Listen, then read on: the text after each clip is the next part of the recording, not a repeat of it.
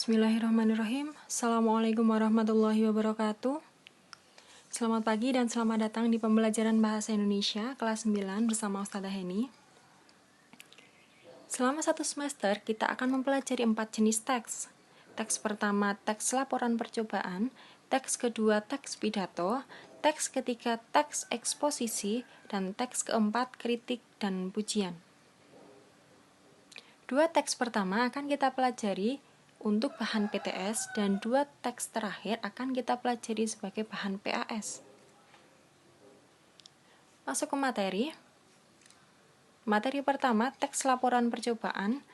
Ada 3 hal yang akan kita pelajari, yaitu pengertian, struktur, dan unsur kebahasaan. Pengertian. Teks laporan percobaan atau disebut dengan teks rekaman percobaan, yaitu teks yang menceritakan tentang percobaan yang dilakukan penulis.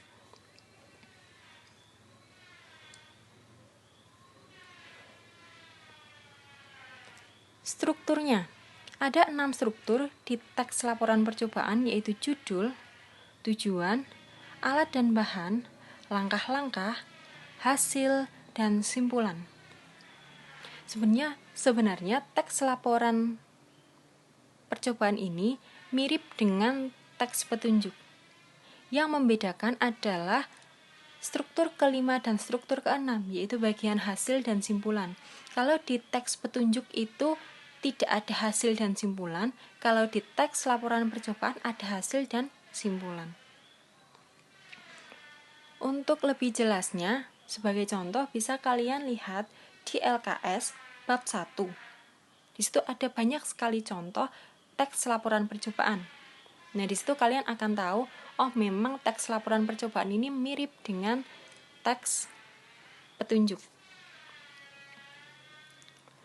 Kita punya contoh misalnya teks petunjuk membuat mie instan. Tujuannya, mie instan merupakan salah satu makanan favorit banyak orang. Mie instan ini memiliki tingkat kerumitan yang rendah dalam pembuatan. Alat dan bahan, alatnya panci, bahannya mie instan. Langkah-langkahnya, rebus mie instan selama 3 menit.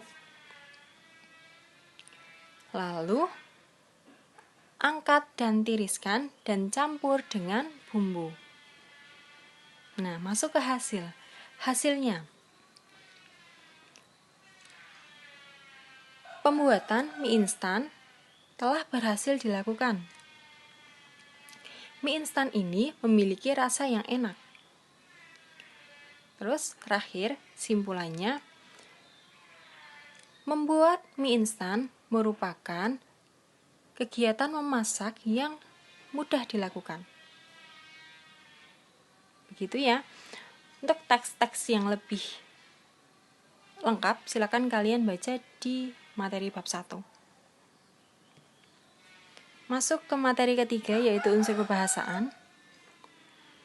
Ada 4 unsur kebahasaan yang akan kita pelajari, yaitu sinonim, antonim, kata bilangan, dan kalimat perintah. Sinonim. Sinonim merupakan 2 kata atau lebih yang memiliki arti sama.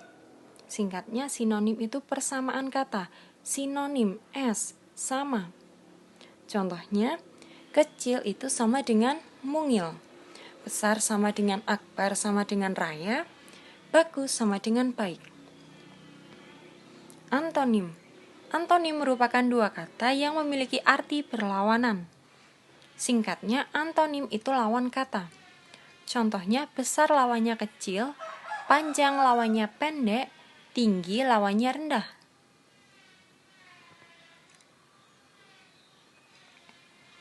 Unsur kebahasaan ketiga, kata bilangan. Kata bilangan dibagi menjadi 2, yaitu kata bilangan pasti dan kata bilangan tidak pasti.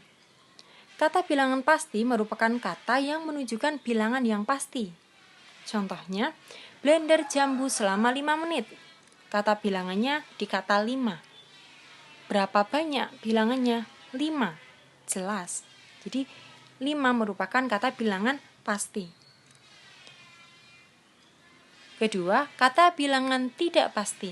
Kata bilangan tidak pasti merupakan kata yang menunjukkan bilangan yang tidak pasti. Contohnya, aku memiliki banyak buku. Berapa bilangannya? Banyak. Berapa itu banyak? Tidak pasti, kita tidak tahu berapa itu. Tapi banyak menunjukkan bilangan. Bisa dipahami ya? Baik, masuk ke unsur kebahasaan ketiga, yaitu kalimat perintah. Kalimat perintah atau imperatif merupakan kalimat yang menyatakan sebuah perintah. Ciri kalimat ini ada dua, diawali predikat dan diakhiri tanda seru. Contohnya, belah stroberi menjadi 4 bagian. Belah di sini sebagai predikat. Jadi, kalimat perintah itu tidak boleh diawali dengan subjek. Misalnya, aku belah stroberi menjadi 4 bagian, tanda seru. Meskipun diakhiri tanda seru, kalau diawali dengan subjek, maka dia bukan kalimat perintah. Bisa dipahami?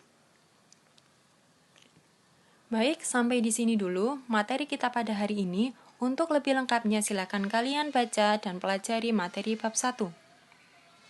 Terima kasih atas perhatian kalian. Wassalamualaikum warahmatullahi wabarakatuh.